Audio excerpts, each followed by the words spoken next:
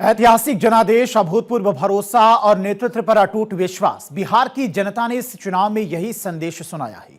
प्रधानमंत्री नरेंद्र मोदी के नेतृत्व में एनडीए ने ऐसी विजय जीत दर्ज की जिसने न सिर्फ राजनीतिक गणित बदल दिया बल्कि यह भी साबित कर दिया कि विकास, स्थिरता और मजबूत दिशा ही जनता की प्राथमिकता है।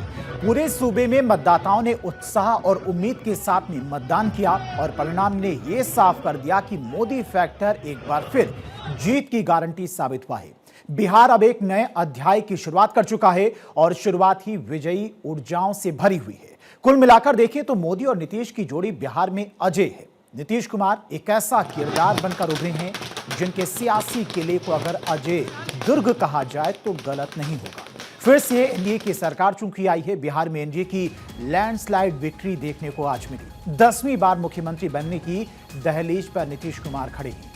प्रचंड बहुमत के साथ एनडीए बिहार की सत्ता में वापसी कर चुकी है। भारत की राजनीति में ऐसा बहुत कम ही होता है जब किसी राजनेता को इतने लंबे समय तक सार्वजनिक जीवन में जनता के समर्थन से रहने का सौभाग्य मिलता है।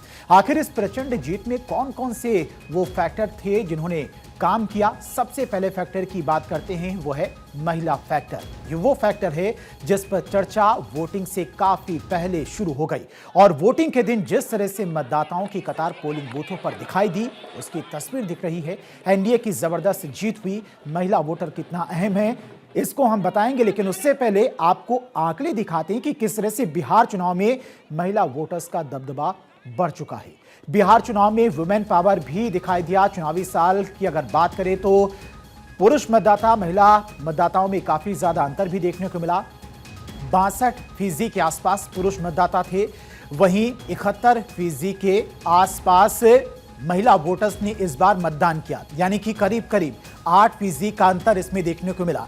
2020 विधानसभा चुनाव की बात करें तो 54% पुरुष वोटर्स थे, वहीं 59% के आसपास महिला वोटर्स थी। यहां पर भी 5% का अंतर देखने को मिला। 2015 विधानसभा चुनाव की बात करें तो 2015 विधानसभा चुनाव में पुरुष वोटर्स करीब 53.3% के आसपास थे और जो महिला वोटर्स थी वो 60% के आसपास, यानी कि 2015 में भी महिलाओं ने पुरुषों से ज्यादा मतदान किया था। 7% का अंतर था। 2010 की बात करें तो यहां पर पुरुष वोटर्स ने करीब 51% के आसपास मतदान किया और महिला वोटर्स ने 54.5% के आसपास यहां पर मतदान किया था, यानी कि 2010 से ही महिला वोटर्स में जबरदस्त उत्साह देखा गया और महिला वोटर्स ने जमकर मतदान करना शुरू कर दिया।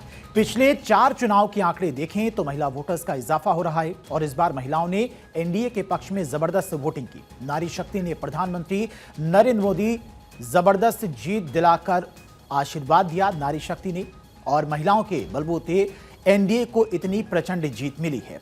प्रधानमंत्री मोदी का प्रण भी था कि महिलाओं को सशक्त किया जाए, उनको मजबूत बनाया जाए। महिलाओं के खाते में 10,000 रुपए भेजे गए।